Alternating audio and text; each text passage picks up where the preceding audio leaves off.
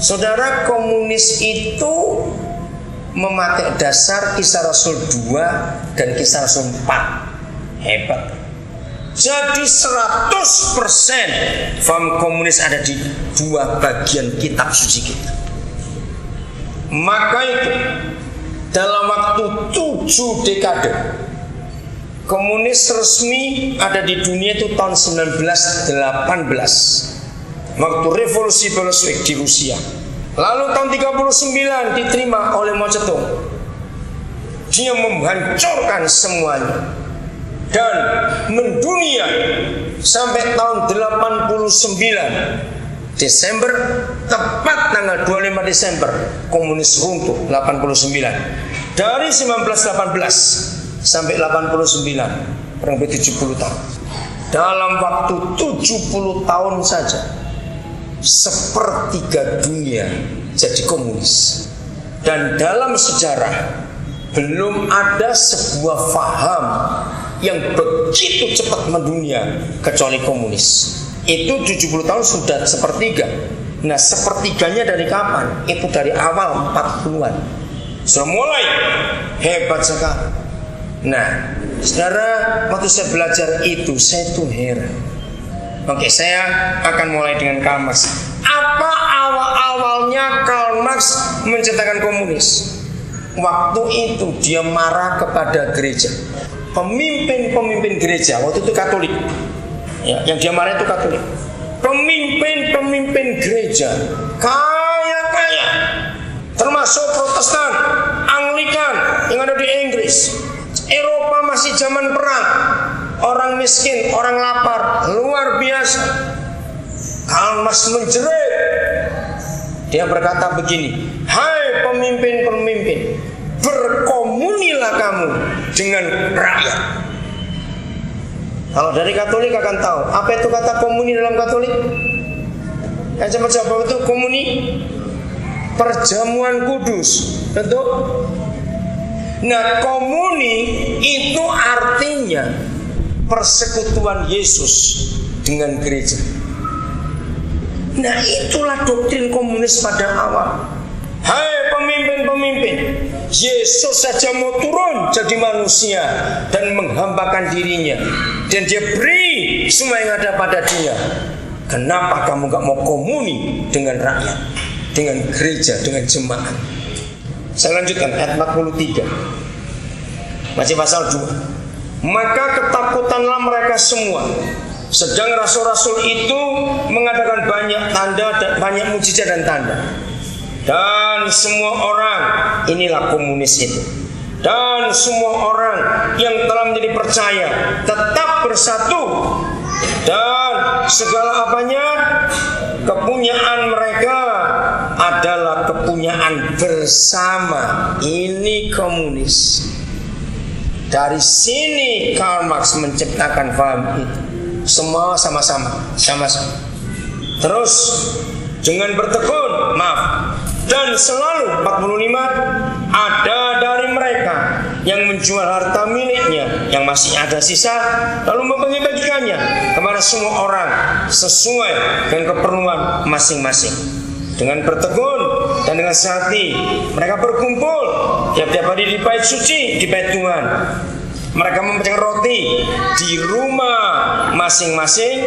Inilah komunitas mereka secara bergilir, dan makan bersama-sama dengan gembira dan dengan tulus hati.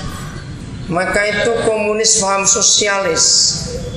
Kata itu ada dari Alkitab. Jadi begini prakteknya. Mulai hari ini kalau ada para gembala di sini, setiap kebaktian jangan tergesa-gesa untuk pulang, dan tidak harus dimulai dengan doa dulu. Begitu jam kebaktian mulai, suruh jemaat saling cerita, tanya apa kabarmu, anakmu bagaimana, istri bagaimana, orang tua bagaimana, dan usahakan masing-masing jemaat bawa sesuatu. Boleh makanan, boleh apa yang dari rumah yang dibawa, boleh bawa untuk kita bagikan. Nah, jadi nggak harus ada puji-pujian, nggak harus ada musik, Setelah gembala melihat cuma sudah dianggap selesai, saling cerita, saling apa, ayo kita duduk, saya mau ngajar sekarang. Nggak harus ada nyanyian, tidak harus. Berkali-kali saya buat kebaktian, tidak ada liturgi yang ini tuh. Saya tergantung Roh Kudus mau bagaimana duluan. Berapa kali tiba-tiba Roh Kudus doakan ada orang sakit dulu. Berapa kali ada orang punya masalah, ayo kita doakan rame-rame.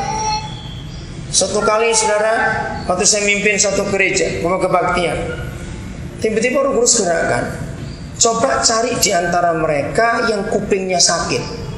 Akhirnya saya bilang, sudah kumpul semua, yang di luar juga saya nggak akan panggil, karena mereka juga fellowship. Buat saya kebaktian nggak harus duduk nyanyi berdoa, enggak. Saling menyapa, saling menegur, saling memberkati, itu bahasa kebaktian. Katakan amin. Karena kita ada interaksi. Akhirnya seorang angkat tangan, namanya Semi Rumbekwan, saya masih ingat. Dia kaget saudara, karena gak ada orang tahu kok dia datang. Ternyata sudah 2 minggu dia tuh gak bisa tidur. Ada bisul di kuping kirinya yang dia korek, tapi tumbuh daging. Kalau istrinya lihat pakai senter, itu ada sesuatu. Mereka ini keluarga yang kurang mampu, juga takut dioperasi. Karena jemaat tahu. Lalu saya percaya pada Kisah Rasul 2, doa jemaat itu kuasanya luar biasa. Karena sehati. Saudara, gempar kebaktian itu. Kami doakan tumpang tangan, rame-rame. Semuanya ngeroyok dengan iman Tuhan buat mujizat. Pulang kebaktian, bubar maksudnya selesai. Puji Tuhan, puji Tuhan. Cuma suara kenapa? Berdarah-darah saudara. Dia rasa ada yang bergerak di kupingnya. Terus dia goyang-goyang gini. Keluar daging itu. Semua orang melihat. Nggak ada pujian, nggak ada apa-apa. Saya doakan, saya langsung ngajar. Ayo sharing, mau cerita apa? Jadi tidak membosankan. Jadi nggak harus ada latihan musik tiap minggu, nggak harus. Kadang-kadang nggak perlu juga, nggak harus. Nggak harus ini enggak. Biarkan Roh Kudus yang bekerja. Kenapa? Dengarkan ini, dengarkan. Percayakah saudara pada prinsip Efesus 2? Kita lebih baca ya. Beri tanda Kisah Rasul nanti Efesus 2. Begini prinsipnya. Gereja itu apa? Oke, Efesus 2 19 sampai 21. Demikianlah kamu bukan siapa. Ayo baca, bukan lagi siapa, orang asing dan pendatang atau tamu, melainkan kita adalah siapa? Kawan swarga, satu marga kalau istilah Batak, dengan orang-orang kudus dan anggota-anggota keluarga Tuhan. Garis bawahi kata keluarga Tuhan, yang dibangun di atas dasar para rasul dan para nabi, dengan Kristus Yesus sebagai batu penjuru. Di dalam Dia, Yesus, tumbuh seluruh bangunan rapi tersusun menjadi bait Tuhan yang kudus di dalam Yahweh. Saudara, garis bawahi kata keluarga Tuhan. Jadi kita ini bukan orang lain. Kita ini satu Bapa. Amin. Darah kita sama. Darah siapa? Darah Yesus. Papa kita satu. Coba begini. Jadi kalau kita ke gereja, kita kebaktian, itu sebetulnya istilahnya kita sedang pulang ke rumah. Amin.